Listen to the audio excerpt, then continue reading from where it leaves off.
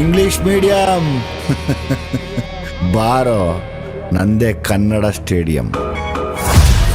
Hi ಎಲ್ಲರಿಗೂ ನಮಸ್ಕಾರ. ನೀವು ನೋಡ್ತಾ ಇದ್ದೀರಾ ನಮ್ಮ KFI. ನಾನು anchor Ranganath Gowda. So August 9ಗೆ ಭೀಮಾ ರಿಲೀಸ್ ಆಗ್ತಾ ಇದೆ ಆ್ಯಂಡ್ ಎಲ್ರಿಗೂ ಕೂಡ ಗೊತ್ತೇ ಇದೆ. ಸೊ ಈಗ ಭೀಮನ ಪ್ರಪಂಚಕ್ಕೆ ಎಂಟ್ರಿ ಆಗೋಣ. ಭೀಮನ ಹುಡುಗರನ್ನ ಪರಿಚಯ ಮಾಡಿಸ್ಕೊಡ್ತೀನಿ, ಬನ್ನಿ. ಸೊ ಮೊದಲನೇದಾಗಿ ಪುನೀತ್ ಅವ್ರು ನಮ್ಮ ಜೊತೆಗಿದ್ದಾರೆ. ನಮಸ್ತೆ. ನಮಸ್ತೆ. ಹೇಗಿದ್ದೀರಾ? ಸೂಪರ್. ನೀವು? ನಾನು ಆರಾಮಾಗಿದ್ದೀನಿ. ಹಾಗೆಯೇ ವೇಲು ಅವ್ರು ನಮ್ಮ ಜೊತೆಗಿದ್ದಾರೆ. ನಮಸ್ತೆ. ನಮಸ್ತೆ ಸರ್, ಚೆನ್ನಾಗಿದ್ದೀರಾ? ಎಸ್. ಆ್ಯಂಡ್ ಕಾರ್ ಮೇಲೆ ಹತ್ತು ಕುತ್ಕೊಂಡ್ಬಿಟ್ಟಿದ್ದಾರೆ ಆಲ್ರೆಡಿ. ನಮಸ್ತೆ. ಅಭಿ ಅವ್ರಿಗೂ ಸ್ವಾಗತ. ನಮಸ್ತೆ sir. So first of all ನಿಮ್ಮೆಲ್ರಿಗೂ ಕೂಡ ನಮ್ಮ KFIಗೆ ಸ್ವಾಗತ. ಆ್ಯಂಡ್ ಭೀಮನ ಹುಡುಗರು ಅಂತ ಹೇಳಿದ ತಕ್ಷಣವೇ ಒಂದು ಒಳ್ಳೆ ಕದರು ಗತ್ತು ಎಲ್ಲ ಮೇಂಟೈನ್ ಮಾಡ್ತಾ ಇದ್ದೀರಾ. ಸೊ ಪುನೀತ್ ಅವರ ಒಂದು ಪಾತ್ರ ಮತ್ತು ಪಾತ್ರದ ಹೆಸರು ಮತ್ತು ಪರಿಚಯ ಹೇಳಬೇಕು ಅಂದರೆ? ಸರ್, ಪಾತ್ರದ ಹೆಸರು ಪುನೀತ್ ಅಂತಾನೆ, ನನ್ನ ಒರಿಜಿನಲ್ ಹೆಸರು ಪುನೀತ್ ಅಂತಾನೆ. ಎಲ್ಲರಿಗೂ ಅದೇ ಕ್ಯಾರೆಕ್ಟರ್ ಇಟ್ಟಿದ್ದಾರೆ. ನಮ್ಮ 3 ಜನದ ಜೊತೆ ಇನ್ನೊಬ್ರು ಇದ್ದಾರೆ, ಅಲ್ಲು ಅಂತ. ಅವ್ರು ಇವತ್ತು ಬಂದಿಲ್ಲ. ನಾವು 4 ಜನ ಬ್ಯಾಡ್ boys and good boys. Okay. So ಯಾವ ರೀತಿಯಾಗಿ ಬ್ಯಾಡ್? ತುಂಬಾ ಬ್ಯಾಡು ಸಿನಿಮಾದಲ್ಲಿ ನೋಡಿ, ಗುಡ್ಡು ನಾವೇ ಗುಡ್ಡು. ನಮ್ಮನ್ನು ನೋಡಿದ್ರೆ ಗೊತ್ತಾಗುತ್ತಲ್ಲ ಎಷ್ಟು ಅಮಾಯಕರು. ಅಮಾಯಕರ ಥರ ನಿಂತ್ಕೊಂಡಿರೋದು ಇಲ್ಲಿ ಇವರು ಇವಾಗ. ಸೊ ವೇಲು ಅವರ ಹೇಳಿ ನಿಮ್ಮ ಒಂದು ಪಾತ್ರದ ಪರಿಚಯ ಮತ್ತು ಪಾತ್ರದ ಹೆಸರು. ಸರ್, ನನ್ನದು ಹೆಸರೇ ವೇಲು, ಪಾತ್ರದಲ್ಲೂ ವೇಲುನೇ. ನಂದು ವೇಲುನೇ, ರಿಯಲಿಸ್ಟಿಕ್ ಆಗಿ. ನಾನು Bheema gang. So Bheema and ಗ್ಯಾಂಗಲ್ಲಿ ರೈಟ್ ಹ್ಯಾಂಡು ಲೆಫ್ಟ್ ಹ್ಯಾಂಡು ಯಾರು ಇರಲಿ? ಇಲ್ಲ, ಅದು ರೈಟ್ ಹ್ಯಾಂಡ್ ಲೆಫ್ಟ್ ಹ್ಯಾಂಡ್ ನಾವೇ ಅಲ್ಲ. ಭೀಮಾ ಅವ್ರ hero, left hand right hand ನಾವೇ. ಸೊ ನೀವು ಇಂಡಸ್ಟ್ರಿಗೆ ಬರೋದಕ್ಕಿಂತ ಮುಂಚೆ ಏನು ಮಾಡ್ಕೊಂಡಿದ್ರಿ? ನಾನು salon field sir, hair dresser ನಾನು. ಅದು ಮಾಡ್ತಾ ಇದ್ದೆ. ಸದ್ಯಕ್ಕೆ ಇವಾಗ ಮನೇಲಿ ಇದ್ದೀನಿ, ಅದು ಫಿಲಮ್ ಶೂಟಿಂಗ್ಗೋಸ್ಕರ ಆಯ್ತಲ್ವಾ, ಇವಾಗ ಹೋಗ್ತಾ ಇದ್ದೀನಿ. ಆ್ಯಂಡ್ ಅಭಿ ಅವ್ರನ್ನ ಮಾತಾಡಿಸ್ಬೇಕು ಅಂತ ಹೇಳಿದ್ರೆ ಭಯ ಆಗುತ್ತೆ ಇವಾಗ ಸ್ವಲ್ಪ. ಹೇಳಿ ಅಭಿ ಅವರೇ, ಸೊ ನಿಮ್ಮ ಒಂದು ಪಾತ್ರದ ಪರಿಚಯ ಮತ್ತು ಪಾತ್ರದ ಹೆಸರು ಈ ಒಂದು ಮೂವಿನಲ್ಲಿ? ಸರ್, ನನ್ನ ಹೆಸರು ಬಂದ್ಬಿಟ್ಟು ಅಭಿಲಾಷ್ ಅಂತ. ಸಿನಿಮಾದಲ್ಲಿ ಅಭಿ ಅಂತ ಅಣ್ಣ ಹೇಳಿದ್ದಾರೆ. ಸೊ ಅದೇ ಹೆಂಗೆ ಕಂಟಿನ್ಯೂ ಆಗ್ತದೆ ಸರ್. ನಿಮಗೆ ಈ 3 ಜನದಲ್ಲಿ ನಿಮ್ಮ ಇನ್ನೊಂದು ಗ್ಯಾಂಗ್ ಮೆಂಬರ್ನ ಆ್ಯಡ್ ಮಾಡಿದರೆ ಯಾರು ತುಂಬ ಫೇವ್ರೇಟ್ ಆಗಿರ್ತಾರೆ? ಲೈಕ್ ಆಲ್ರೆಡಿ 4 ಜನ ಗ್ಯಾಂಗ್ ಮೆಂಬರ್ಸ್ ಸರ್. ನಿಮ್ಮ ಫೇವ್ರೇಟ್ ಅಂದರೆ? ಫೇವ್ರೇಟ್ ಅಂದರೆ ಪುನೀತ್ ಅಣ್ಣ ಸರ್. ಯಾಕಂದರೆ ಅವರು ಲೈಕ್ ನಮ್ಮ ಸೀನಿಯರ್ ಅವರು. ಇವರೇ ಆಗಲಿ, ಅಲ್ಲು ಬೈ ಆಗಲಿ, ಅವ್ರಿಗೆ ಸಿನಿಮಾ ಬಗ್ಗೆ, ರಂಗದ ಬಗ್ಗೆ ಚೆನ್ನಾಗಿ ನಾಲೆಜ್ ಇದೆ. ನಮಗೇನು ನಾಲೆಜ್ ಇಲ್ಲ ಸರ್. ನಾನೊಂದು ಕಾರ್ಪೊರೇಟ್ ಕಂಪ್ನಿಲಿ ಕೆಲಸ ಮಾಡ್ತೀನಿ. ಸೊ ಸಿನಿಮಾ ರಂಗ ಅಂತ ಬಂದಾದ್ಮೇಲೆ, ಶೂಟಿಂಗ್ ಅಂತ ಬಂದಾದ್ಮೇಲೆ ಇವರೇ ನಮಗೆ ಸ್ಪಾಟಲ್ಲಿ ಎಲ್ಲ ನೋಡ್ಕೊಳ್ಳೋರು. ಅಲ್ಲು ಬೈ ಆಗಲಿ, ಪುನೀತ್ ಅಣ್ಣ ಆಗಲಿ ಚೆನ್ನಾಗಿ ಗೈಡ್ ಮಾಡೋರು. ಸೊ ಅವರು ತುಂಬ, ಅವರು ಆಗಲಿ, ವಿಜಯ್ ಸರ್ ಅಂದ್ಬಿಟ್ಟು ಅವರು ಗುರು ನಮಗೆ. ಸೊ ಅವ್ರು ಏನು ಹೇಳ್ಕೊಟ್ಟಿದ್ದಾರೋ ಅದನ್ನ ನಾವು ನಿಭಾಯಿಸಿದ್ದೀವಿ ಸರ್. ಆ್ಯಂಡ್ ಶ್ರೀಕಾಂತ್ ಸರ್ ಏನಾದರೂ ಹೆಲ್ಪ್ ಮಾಡಿದ್ರೆ? ಅಂದರೆ ಈ ಒಂದು ಪಾತ್ರ ನಿಮಗೆ ಬಂತು ಅಂತ ಹೇಳಿದಾಗ, ಸೊ ಶ್ರೀಕಾಂತ್ ಸರ್ ಏನಾದರೂ ರೆಕಮೆಂಡ್ ಮಾಡಿದ್ರೆ, ಹೆಲ್ಪ್ ಮಾಡಿದ್ರೆ ಹೇಗೆ ಅಂತ? ಅಂದರೆ ಶ್ರೀಕಾಂತ್ ಸರ್, ನಾವು ಸಲಗಾ ಮಾಡಿದಾಗ ಶ್ರೀಕಾಂತ್ ಸರ್ದೇ ಪ್ರೊಡಕ್ಷನ್. ನಾನು ಆ ಪ್ರೊಡಕ್ಷನಲ್ಲಿ ಇವಾಗಲೂ ಕೆಲಸ ಮಾಡ್ತಾಯಿದ್ದೀನಿ, ಅವಾಗಲೂ ಕೆಲಸ ಮಾಡ್ತಾಯಿದ್ದೆ. Promotion activities Salaga complete Srikanth ಸರು, ವಿಜಯ್ ಸರ್ ಪ್ಲ್ಯಾನ್ ಮಾಡೋರು. ಅದನ್ನು ನಾನು ಎಕ್ಸಿಕ್ಯೂಟ್ ಮಾಡ್ತಾಯಿದ್ದೆ. ಸೊ ಹಂಗಾಗಿ ಅವತ್ತಿಂದ ಜರ್ನಿ ಶುರುವಾಗಿದ್ದು ವಿಜಯ್ ಸರ್ ಜೊತೆ. ಶ್ರೀಕಾಂತ್ ಸರ್ ಏನು ಪಾಪ ಮಾಡಿಸಿ ಅಂತ ಏನು ಹೇಳಿಲ್ಲ. ವಿಜಯ್ ಸರೇ ಆಸೆ ಪಟ್ಟರು ಸಲಗಾದಲ್ಲಿ, ಒಂದು ಕ್ಯಾರೆಕ್ಟ್ರ್ ಮಾಡು, ನಾನು ಹೇಳ್ಕೊಡ್ತೀನಿ ಅಂತ. ಎಲ್ಲರಿಗೂ ಹೇಳ್ಕೊಟ್ಟಂಗೆ ನಮಗೂ ಹೇಳ್ಕೊಟ್ರು. ಹಂಗಾಗಿ ಅದು ನಿಭಾಯಿಸಿದ್ವಿ, ಅದು ಸಕ್ಸಸ್ ಆಯಿತು. ಭೀಮಾ ಅಂತ ಸಿನಿಮಾ ಬಂದಾಗ ಶ್ರೀಕಾಂತ್ ಸರ್ಗೆ ಹೇಳಿದ್ರು ಮುಹೂರ್ತದಲ್ಲಿ, ಪುನೀತ್ನ ನಾನು ಒಂದು ಕ್ಯಾರೆಕ್ಟ್ರ್ ಮಾಡಿಸ್ತಾ ಇದ್ದೀನಿ, ಒಂದು 60 ಡೇಸ್ 70 ಡೇಸ್ ಇರುತ್ತೆ ಶೂಟಿಂಗು, ನೀವು ಸಪೋರ್ಟ್ ಮಾಡಬೇಕು ಅಂದ್ರ. ಸರ್ ಖಂಡಿತ ಸಪೋರ್ಟ್ ಮಾಡ್ತೀನಿ, ತೊಗೊಳ್ಳಿ ಅಂದರು. ಶ್ರೀಕಾಂತ್ ಸರ್ ಪ್ರತಿಯೊಂದು ಹಂತದಲ್ಲೂ ನಾವೇನಾದರೂ ಇವತ್ತು ಇಂಡಸ್ಟ್ರಿಲಿ ಒಂದು 4 ಜನಕ್ಕೆ ಗೊತ್ತಿದ್ದೀವಿ ಅಂದರೆ ಅದಕ್ಕೆ ಮೂಲ ಕಾರಣ ಶ್ರೀಕಾಂತ್ ಸರು. ಅವ್ರಿಗೆ ಈ ಮೂಲಕ ಥ್ಯಾಂಕ್ಸ್ ಹೇಳ್ತೀನಿ. ಎಸ್. ಆ್ಯಂಡ್ ಹಾರ ಹಾಕ್ಸ್ಕೊಳ್ಳೋದ್ರಲ್ಲಿ ತುಂಬ ಫೇಮಸ್ ಆಗಿದ್ದೀರಾ ಆ್ಯಕ್ಚುಲಿ. ಅದು ನಿಮ್ಮ ಚಾನಲಲ್ಲೇ ಇವತ್ತು ಓಡ್ತಾ ಇದೆ. ಅದೊಂದು ಇನ್ಸಿಡೆಂಟು, ಒಂಥರ ಡಿಫ್ರೆಂಟ್ ಇನ್ಸಿಡೆಂಟು. ಶ್ರೀಕಾಂತ್ ಸರ್ ಮತ್ತು ಲಹರಿ ಕಂಬೈಂಡಲ್ಲಿ ನಡೆದಂಥ ಮುಹೂರ್ತ, ಜಿಮ್ಮಿ ಅಂತ ಒಂದು ಸಿನಿಮಾ. ಅದು ಸುದೀಪ್ ಸರ್ ಅವರ ಅಕ್ಕನ ಮಗ. ಅವತ್ತು ಮುಹೂರ್ತದಲ್ಲಿ ಸುದೀಪ್ ಸರು ಸುಮ್ಮನೆ ಖುಷಿಗೆ ನಾವೆಲ್ಲ ಅಲ್ಲ, ನೀವುಗಳು ಮುಂದೆ ಬರಬೇಕು ಅಂತ ಒಂದು ಹಾರ ಹಾಕಿದ್ದು. ಅದೊಂದು ಪ್ರೀತಿ ಅಷ್ಟೇ. ಆ್ಯಂಡ್ ಅದೇ ರೀತಿಯಾಗಿ ದುನಿಯಾ ವಿಜಯ್ ಸರ್ನು ಕೂಡ ಹೊಸಬ್ರಿಗೆ ಒಂದು ಒಳ್ಳೆಯ ಒಂದು ಆಪರ್ಚುನಿಟೀಸ್ಗಳನ್ನ ಕೊಡ್ತಾ ಇದ್ದಾರೆ. ಆ್ಯಂಡ್ ಈ ಮೂವಿನಲ್ಲಿ ಬಹಳಷ್ಟು ಹೊಸ ಕಲಾವಿದರನ್ನ ನಾವು ನೋಡ್ಬೋದು. ಕನ್ನಡ ಇಂಡಸ್ಟ್ರಿಗೆ ಒಂದು ಒಳ್ಳೊಳ್ಳೆ ಪ್ರತಿಭೆಗಳನ್ನ ಪರಿಚಯ ಮಾಡಿಸ್ತಾ ಇದ್ದಾರೆ. ಸ್ಟಾರ್ಟಿಂಗ್ ಫ್ರಮ್ ಹೀರೋಯಿನ್ ಆಗಿರಲಿ, ಆ ಒಂದು ಲೇಡಿ ಕಾಪ್ನ ಒಂದು ರೋಲ್ ಆಗಿರಲಿ. ಸೊ ಬೇರೆ ಇನ್ನೆಲ್ಲ ಎಷ್ಟು ಜನ ಹೊಸ ಕಲಾವಿದರು ಈ ಒಂದು ಮೂವಿನಲ್ಲಿ ಆ್ಯಕ್ಟ್ ಮಾಡ್ತಿದ್ದಾರೆ? ಆ್ಯಕ್ಚುಲಿ ಸರ್ 150 ಜನ ಇದ್ದೀವಿ ಸರ್ ಕಲಾವಿದರು. ಒಬ್ಬರು ಇಬ್ಬರು ಅಂತಲ್ಲ, ಪ್ರತಿಯೊಬ್ಬರು ಹೊಸಬ್ರು. ಒಂದಷ್ಟು ಜನ ಇದರಲ್ಲಿ ರಂಗಭೂಮಿ ಕಲಾವಿದರಿದ್ದಾರೆ. ಅವ್ರಿಗೆ ನಿಮಗೆ ಆ್ಯಕ್ಟಿಂಗು ಹೇಳ್ಕೊಡೋದು ಅಂದರೆ, ವಿಜಯ್ ಸರ್ಗೆ ರಂಗಭೂಮಿನೇ ಬೇರೆ, ಸಿನಿಮಾನೇ ಬೇರೆ. ಅಲ್ಲಿ ಬೇರೆ ಥರನೇ ಇರುತ್ತೆ. ಅದು ನಮಗೆ ಎಕ್ಸ್ಪೀರಿಯೆನ್ಸ್ ಇಲ್ಲ, ಅದು ನಮ್ಮ ಬಗ್ಗೆ ಐಡಿಯಾ ಇಲ್ಲ.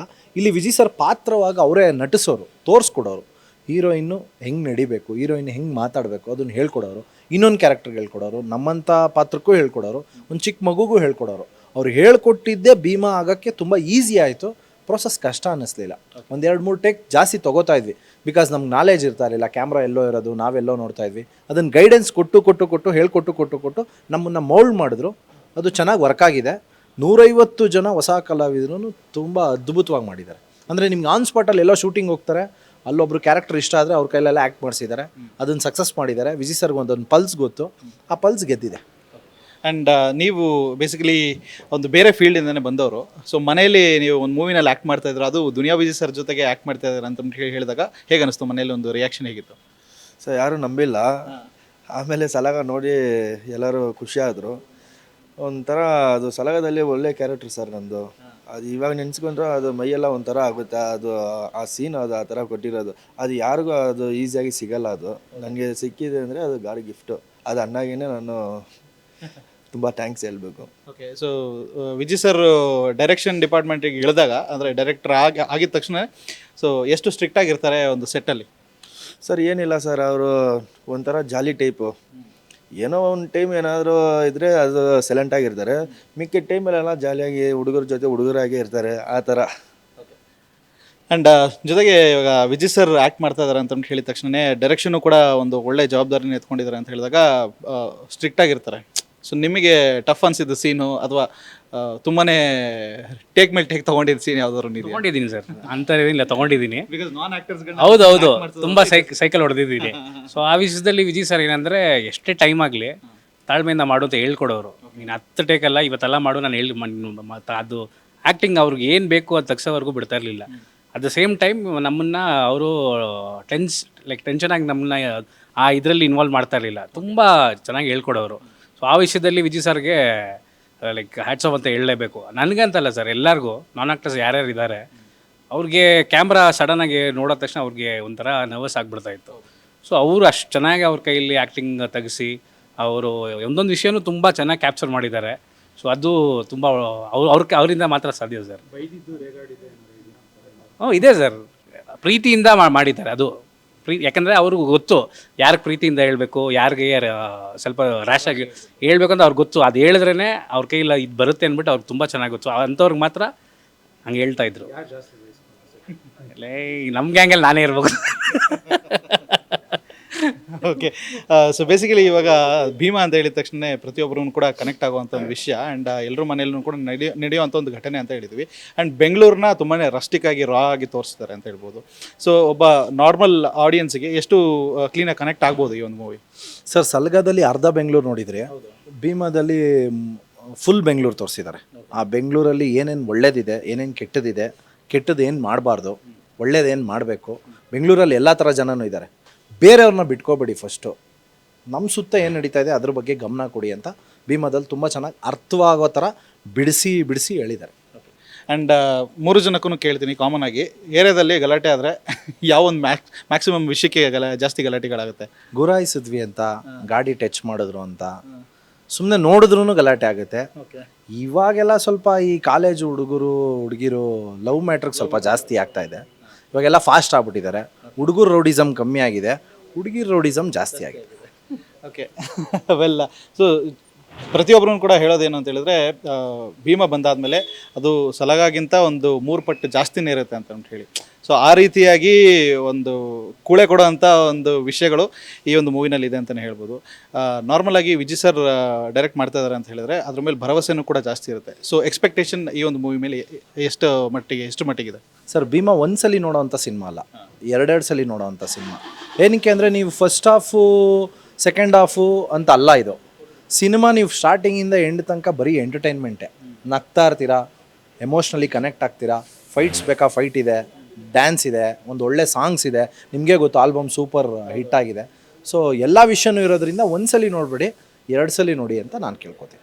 ಓಕೆ, ಸೊ ನೀವು ಡೋಂಟ್ ವರಿ ಬೇಬಿ ಚಿನ್ನಮ್ಮ ಅಂತ ಹೇಳಿದ್ದು ಯಾರಿಗೆ? ಹೇಳಿದ್ದೀನಿ ಸರ್, ಎಲ್ಲರಿಗೂ. ಫ್ರೆಂಡ್ಸ್ಗೆ ಹೇಳಿದ್ದೀನಿ, ಆಫೀಸಲ್ಲಿ ನಮ್ಮ ಕೊಲೀಸ್ಗೆ. ಆ ಸಾಂಗ್ಸ್ ಎಲ್ಲ ಬಂದಾಗ ಅವ್ರಿಗೂ ತುಂಬ ಲೈನು, ಕೌಂಟ್ರೆ ಉಣ್ಣೆ ಅನ್ನೋ ಲೈನು ತುಂಬ ಕ್ಯಾಚಿ ಆಗಿತ್ತು ಸರ್. ಸೊ ಆ ಲೈನ್ ಬಂದಾಗ ನಮ್ಮ ಆಫೀಸಲ್ಲಿ ಹೊರ ರಾಜ್ಯದವರು ತುಂಬ ಜನ ಇದ್ದಾರೆ. ಸೊ ಅವ್ರು ತುಂಬ ಕೇಳೋರು, ಈ ನಿಮ್ಮ ಸಿನಿಮಾ ಆಡ್ತಾನೆ ಅಂತ ತುಂಬ ಕೇಳೋರು. ಸೊ ನಾನು ತುಂಬ ಅಲ್ಲಿಯೂ ಅಷ್ಟೇ ಪ್ರಮೋಷನ್ ಅಂತ ಅಂದ್ಬಿಟ್ಟು ನಾನು ನನ್ನ ಕೈಲಿ ಏನಾಗುತ್ತೋ ಅದು ಮಾಡ್ತಾಯಿದ್ದೀನಿ. ಸೊ ಸಾಂಗ್ಸ್ ನಿಮ್ಗೆ ಗೊತ್ತಿದ್ದಂಗೆ ಎಲ್ಲ ಸಾಂಗ್ಸು ಒಂದ್ರಿಗಿಂತ ಒಂದು ಹಿಟ್ ಆಗಿದೆ. ರೀಸೆಂಟಾಗಿ ಬಂದಿತ್ತು ಲೇಲೆ ಮುನ್ನ ಸಾಂಗು, ಅದು ಬಂದ್ಬಿಟ್ಟು ನಮ್ಮ ನಾಗರಹೊಳೆಯ ಬುಡಕಟ್ಟು ಜನಾಂಗದವರದ ಅವರು ಆಡು ಭಾಷೆ ಹಾಡೋದು, ನಮ್ಮ ಕನ್ನಡದ ಹಾಡೋದು. ಸೊ ಅದು ಬಂದ್ಬಿಟ್ಟು ಲೈಕ್ ಇದು ಒಂದು ಸಲಗಾಲಿ ಟಿನಿಂಗಮಿನಿಂಗಟಿಶ ಅಂತ ಒಂದು ಹಾಡು ಪ್ರಯತ್ನ ಮಾಡಿದ್ರು, ಅದು ವರ್ಕ್ ಆಯಿತು. ಹೌದು. ಸೊ ಇದರಲ್ಲಿ ಇಂಥ ಒಂದು ಪ್ರತಿಭೆನ ಮೇನ್ ಸ್ಟ್ರೀಮ್ ತರೋದು ಬಂದ್ಬಿಟ್ಟು ತುಂಬ ಪ್ರಯತ್ನ ಯಾರೂ ಮಾಡಲ್ಲ ಸರ್. ಲೈಕ್ ಅವ್ರನ್ನ ಅಲ್ಲೇ ಕೇಳ್ಬಿಟ್ಟು ಬಿಟ್ಬಿಡ್ತಾರೆ. ಸೊ ವಿಜಯಣ್ಣ ಅಲ್ಲಿ ಅವ್ರ ಜಾಗಕ್ಕೆ ಹೋಗಿ ಅವ್ರ ಜೊತೆ ಬೆರೆತು ಅವರು ಅಲ್ಲಿರೋ ಅವ್ರದ್ದು ಟ್ಯಾಲೆಂಟ್ ಇದೆ ತಂದು ಮೇನ್ ಸ್ಟ್ರೀಮ್. ಮೊನ್ನೆ ಒಂದು ಪ್ರೆಸ್ ಮೀಟ್ ಆಯಿತು, ಸ್ಟೇಜ್ ಮೇಲೆ ಕರೆಸಿ ಅವ್ರನ್ನ ಪರ್ಫಾರ್ಮ್ ಮಾಡಿಸಿ, ದೊಡ್ಡ ವಿಷಯ ಸರ್ ಅದು. ಅವ್ರಿಗೆ ಆ ದೊಡ್ಡ ಪ್ಲ್ಯಾಟ್ಫಾರ್ಮ್ ಕ್ರಿಯೇಟ್ ಮಾಡ್ಕೊಳ್ಳೋದು ತುಂಬ ದೊಡ್ಡ ವಿಷಯ. ಯಾರು ಆ ಥರ ಪ್ರಯತ್ನನೂ ಮಾಡಲ್ಲ, ನಮ್ಗೇನಕ್ಕೆ ಅಂತ ಬಿಟ್ಬಿಡ್ತಾರೆ. ವಿಜಯ್ ಸರ್ ಆ ಥರ ರೀತಿಯಲ್ಲಿ ಅವ್ರಿಗೇನೋ ಇಷ್ಟ ಆಯಿತು ಅಂದರೆ ಅವ್ರು ಬಿಡೋದೇ ಇಲ್ಲ. ಅವ್ರು ತಂದ್ಬಿಟ್ಟು ಅವ್ರನ್ನ ಎಲ್ಲಿ ತಲುಪಿಸ್ಬೇಕೋ ಅವ್ರಿಗೊಂದು ಹಾದಿ ಮಾಡಿಕೊಡ್ತಾರೆ ನಡೆಯೋಕ್ಕೆ, ಒಳ್ಳೆ ದಾರಿಯಲ್ಲಿ ಹೋಗೋಕ್ಕೆ. ಅವ್ರ ಜೀವನದಲ್ಲಿ ಏನು ಒಂದು ಅಂದ್ಕೊಂಡಿದ್ದಾರೋ, ಒಂದು ಏನು ಅವ್ರ ಗುರಿ ಇದೆಯೋ ಅದು ತಲುಪಕ್ಕೆ ಅವ್ರು ತುಂಬ ಹೆಲ್ಪ್ ಮಾಡ್ತಾರೆ. ಆ್ಯಂಡ್ ಸಲಗಾದಲ್ಲಿ ನೀವು ಆ್ಯಕ್ಟ್ ಮಾಡಿದ್ರೆ, ಆ್ಯಂಡ್ ಇದರಲ್ಲೂ ಭೀಮಾಗೂ ಸೇಮ್ ಒಂದು ಟೀಮ್ ಕ್ಯಾರಿ ಆಗಿದೆ. So next movie in case ಏನಾದ್ರು ವಿಜಯ್ ಸರ್ ಪ್ಲಾನ್ ಮಾಡ್ತಾ ಇದ್ದಾರೆ ಅಂತ ಹೇಳಿದ್ರೆ ಮತ್ತೆ ಅದೇ ಟೀಮ್ ಕ್ಯಾರಿ ಆಗುತ್ತಾ ಹೇಗೆ ಅಂತ? ಸರ್ ಅವ್ರ ಪಾಪ ಅವ್ರ ಆಸೆ ಇದೆ ಸರ್. ಅವ್ರಿಗೇನಂದರೆ ಆರ್ಟಿಸ್ಟ್ಗಳಾಗಿ ನೀವೆಲ್ಲ ಬೆಳಿಬೇಕು, ನಿಮ್ಮದೇ ಒಂದು ಜೀವನ ಕಟ್ಕೋಬೇಕು, ಎಲ್ಲೋ ಏನೋ ವರ್ಕ್ ಆಗಲಿ, ಯಾರಿಗೋ ಹೆಲ್ಪ್ ಆಗಲಿ ಅನ್ನೋದು ಅವ್ರ ಉದ್ದೇಶ. ಖಂಡಿತ ಇರ್ತೀವಿ. ಅವರು ತುಂಬ ಸಲ ಡಿಸ್ಕಸ್ ಮಾಡ್ತಾ ಇರ್ತಾರೆ, ಇನ್ನೊಂದು ಸಲಗ ಮಾಡಬೇಕು, ಇನ್ನೊಂದು ಭೀಮಾ ಮಾಡಬೇಕು ಅಂತ. ಮುಂದೆ ಖಂಡಿತ ಮಾಡ್ತೀವಿ. ಸೊ ಈಗ ಇತ್ತೀಚಿನ ಯುವಕರು ಏನು ಇದ್ದಾರೆ, ಲೈಕ್ ಒಂದು 18 ಆದಮೇಲೆ ಟೀನೇಜರ್ಸ್ ಅಂತ ಯಾರನ್ನ ನಾವು ಕರಿತೀವಿ, ಸೊ ಅವರೆಲ್ಲರೂ ಜಾಸ್ತಿ ಒಂದು ಚಟಗಳಿಗೆ ತುಂಬಾ ಅಡಿಕ್ಟ್ ಆಗಿರ್ತಾರೆ. ಸೊ ಈ ರೀತಿಯಾಗಿ ಏನಾದರೂ ಒಂದು ಸಬ್ಜೆಕ್ಟ್ ಓರಿಯೆಂಟೆಡ್ ಮೆಸೇಜ್ ಇರುತ್ತಾ ಈ ಒಂದು ಮೂವಿನಲ್ಲಿ ಹೇಗೆ ಅಂತ? 100% ಇದನ್ನು ಫ್ಯಾಮಿಲಿ ಸಮೇತ ಬಂದು ನೋಡಿ. ಏನಕ್ಕೆ ಫ್ಯಾಮಿಲಿ ಜೊತೆ ನೋಡಿ ಅಂತ ಇದೀವಿ ಅಂದರೆ, ಅಟ್ಲೀಸ್ಟ್ ಫ್ಯಾಮಿಲಿ ಅಲರ್ಟ್ ಆಗ್ಬೋದು. ನಮ್ಮ ಮನೇಲಿ ನಮ್ಮ ಮಗು ತೊಗೋತಾ ಇರ್ಬೋದಾ, ಏನಾರ ಕೆಟ್ಟ ಅಭ್ಯಾಸ ಕಲ್ತಿರ್ಬೋದಾ, ಅಥವಾ ಅವನು ಕಾಲೇಜು ಬಿಟ್ಟು ಬೇರೆ ಎಲ್ಲರೂ ಅಲಿತಾ ಇರ್ಬೋದಾ, ಅವ್ನ ಆ್ಯಕ್ಟಿವಿಟೀಸ್ ಹೆಂಗಿದೆ, ಅವ್ನು ಡ್ರೈವಿಂಗ್ ಮಾಡ್ಬೇಕಾದ್ರೆ ಹೆಲ್ಮೆಟ್ ಆಗ್ತಾ ಇದ್ದಾನ ಇಲ್ವಾ, ಎಲ್ಲನೂ ಚೆಕ್ ಸಿನಿಮಾದಲ್ಲಿ ನಿಮಗೆ ತೋರಿಸೋ ವಿಷಯ ಏನಂದರೆ ಅದನ್ನು ಒಳ್ಳೆ ತೊಗೊಳ್ಳಿ ಅಂತ. ಕೆಟ್ಟದನ್ನು ಯಾರೂ ತೋರಿಸಲ್ಲ. ಎಂಡ್ ಆಫ್ ದಿ ಡೇ ಹೀರೋನೇ ಗೆಲ್ಲೋದು, ಒಳ್ಳೆ ವಿಷಯನೇ ಗೆಲ್ಲೋದು. ಪ್ರಮೋಷನ್ ಆಗಬೇಕಾದ್ರೆ ಏನೇನೋ ರೀತಿ ಆಗುತ್ತೆ, ಬಟ್ ಒಳ್ಳೆ ವಿಷಯನೇ ಇದೆ. ದಯವಿಟ್ಟು ಯಾರೂ ಡ್ರಗ್ಸ್ ತೊಗೋಬೇಡಿ. ಇವತ್ತು ಡ್ರಗ್ಸ್ ಅನ್ನೋದು ಬೆಂಗಳೂರಲ್ಲಿ ತುಂಬ ವೇಗವಾಗಿ ಆಡ್ತಾ ಇದೆ. ಬೇರೆ ರಾಜ್ಯದಿಂದ ಬಂದು ನಮ್ಮ ಜನನ್ನ ತುಂಬ ಮಿಸ್ಗೈಡ್ ಮಾಡ್ತಾ ಇದ್ದಾರೆ. ದಯವಿಟ್ಟು ಎಲ್ಲ ಅಲರ್ಟ್ ಆಗಿರಿ, ಎಚ್ಚೆತ್ಕೊಳ್ಳಿ. ಯಾರಾದರೂ ತೊಗೊಂಡಿದ್ರೆ ಅದನ್ನು ಹೋಗಿ ಪೊಲೀಸಿಗೆ ಕಂಪ್ಲೇಂಟ್ ಕೊಡಿ ಅಂತ ವಿಜಯ್ ಸರು ಸಂದೇಶ ಹೇಳ್ತಾ ಇದ್ದಾರೆ. ಬಟ್ ಅದೊಂದೇ ಪಾರ್ಟ್ ಅಲ್ಲ ಸಿನಿಮಾದಲ್ಲಿ, ಅದು ಬಿಟ್ಟು ತುಂಬ ಒಳ್ಳೊಳ್ಳೆ ವಿಷಯ ಇದೆ, ಅದನ್ನು ರಿವೀಲ್ ಮಾಡೋಂಗಿಲ್ಲ. ದಯವಿಟ್ಟು ಸಿನಿಮಾ ನೋಡಿ. Commercially mass entertainment cinema. Okay, so ನಿಮ್ಮ ಟಾಪ್ ಫೇವ್ರೇಟ್ ಸಾಂಗ್ ಅಂತ ಹೇಳಿದ್ರೆ ಯಾವುದು? ಇನ್ನೂ ರಿಲೀಸ್ ಆಗಿಲ್ಲ, ಆಡು ಬಾ ಮಗನೇ ಭೀಮಾ ಅಂತ. ಆ ಸಾಂಗಿಗೆ ನಾನು ಕಾಯ್ತಾ ಇದ್ದೀನಿ. ಆ ಸಾಂಗೇ ನನ್ನ ಫೇವ್ರೇಟ್. ಆ್ಯಂಡ್ ಫೈನಲ್ ಆಗಿ August 9th ಎಲ್ಲ ಪ್ರೇಕ್ಷಕರು ಸಿನಿಮಾ ಥಿಯೇಟ್ರಿಗೆ ಬರ್ತಾ ಇದ್ದಾರೆ ಅಂತ ಹೇಳಿದ್ರೆ ಏನು ಎಕ್ಸ್ಪೆಕ್ಟ್ ಮಾಡ್ಕೊಂಡು ಬರ್ಬೋದು, ಅಥವಾ ಏನಕ್ಕೆ ಭೀಮಾ ಮೂವಿನ ನೋಡೋದಕ್ಕೆ ಬರಬೇಕು? ಸರ್, ಭೀಮಾ ಮೂವಿನ ನಾನು ಯಾಕೆ ಬರಬೇಕು ಅಂತ ಹೇಳ್ತೀನಿ ಅಂದರೆ, ಮನೇಲಿ ಕೂತ್ಕೊಂಡು ನೀವು ಅಮೆಝಾನಲ್ಲಿ, ನೆಟ್ಫ್ಲಿಕ್ಸಲ್ಲಿ ಕಲ್ಟ್ ಸಿನಿಮಾನ ಹೊಗಳ್ತಾ ಇರ್ತೀರ ಟೈಪ್ ಮಾಡಿಬಿಟ್ಟು ಸೋಷಲ್ ಮೀಡಿಯಲ್ಲಿ. ದಯವಿಟ್ಟು ಥಿಯೇಟ್ರಿಗೆ ಬನ್ನಿ. ಭೀಮಾ ಕಲ್ಟ್ ಸಿನಿಮಾನ ಮೀರಿಸಿದಂಥ ಕನ್ನಡದ ಸಿನಿಮಾ ಆಗುತ್ತೆ. ಕಲ್ಟ್ ಅಂದರೆ ಏನು, ಅದೇ ಭೀಮಾ. ಅಮೆಝಾನ್, ನೆಟ್ಫ್ಲಿಕ್ಸಲ್ಲಿ ಇರೋದಲ್ಲ. ಈ ಸಿನಿಮಾ ನೋಡಿ ನಿಮಗೆ ಗೊತ್ತಾಗುತ್ತೆ ಕಲ್ಟ್ ವ್ಯಾಲ್ಯೂ ಹೆಂಗಿರುತ್ತೆ ಅಂತ. ಕಲ್ಟ್ ಜೊತೆ ತುಂಬ ಒಳ್ಳೆ ಸಂದೇಶ ಹೇಳಿದ್ದಾರೆ, ವಿತ್ ಎಂಟರ್ಟೈನ್ಮೆಂಟ್ ಪಾರ್ಟ್. ಒಂದು ಒಳ್ಳೆ ಎಂಟರ್ಟೈನ್ಮೆಂಟ್ ಇದೆ, ಮಿಕ್ಸ್ ಮಸಾಲ ಇದೆ. ಮಿಸ್ ಮಾಡಿಕೊಂಡ್ರೆ ಭೀಮಾನ ನೀವೇ ಮಿಸ್ ಮಾಡ್ಕೊಂಡಂಗೆ. ವೆಲ್, ಸೊ ಇದಾಗಿತ್ತು ಭೀಮನ ಹುಡುಗರ ಮಾತು. ಸೊ ನೀವೇನಾದ್ರೂ ಭೀಮನ ಪ್ರಪಂಚಕ್ಕೆ ಎಂಟ್ರಿ ಆಗಬೇಕು ಅಂತ ಹೇಳಿದ್ರೆ August 9th ನಿಮ್ಮೆಲ್ಲರಿಗೂ ಕೂಡ ಗೊತ್ತೇ ಇದೆ. ಪ್ರತಿಯೊಬ್ಬರೂ ಕೂಡ ಥಿಯೇಟರ್ಗೆ ಬಂದು ಮೂವಿನ ನೋಡಿ ಕನ್ನಡದ ಸಿನಿಮಾನ ಗೆಲ್ಸ್ಕೊಡಿ ಅಂತ ಕೇಳ್ಕೊತೀವಿ. And thank you so much. ನಿಮ್ಮೆಲ್ಲರಿಗೂ ಕೂಡ ಒಳ್ಳೆಯದಾಗಲಿ.